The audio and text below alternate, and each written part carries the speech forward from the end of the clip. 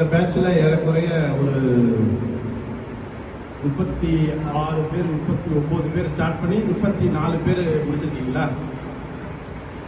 இந்த 34 பேரும் இந்த 6 மாதத்துல முழுமையான ட்ரைனிங் பெற்றுட்டீங்களா?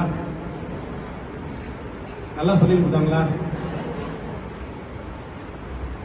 நீங்க தனியா மிஷினை கொடுத்தா தனியா அந்த அப்போ உங்களுடைய தொழில் திறமையின் மூலம் பணம் சம்பாதிக்கக்கூடிய தகுதியை அடைஞ்சிட்டோம்னு ஒரு நம்பிக்கை உங்களுக்கு இருக்கா? இருக்கு. இதே மாதிரி இன்னும் ஒரு 2-3 பேட்ச் அல்லது 4 பேட்ச் நாங்கள் செய்யலாம்னு இருக்கோம்.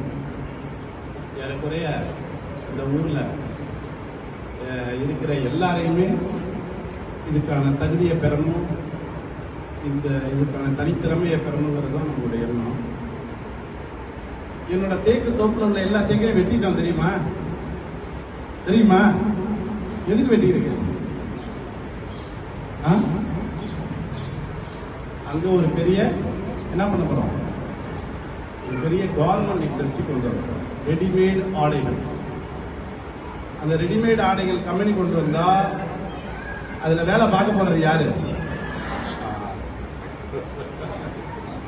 உங்களுக்கு அதான் அதை ரெடி பண்ணுவோம்.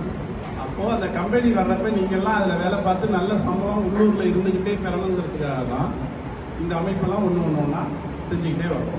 மேபி அடுத்த வருஷமோ அடுத்த வருஷம் முடியறதுக்குள்ள அதை நம்ம செஞ்சிடணும்னு நினைக்கிறோம்.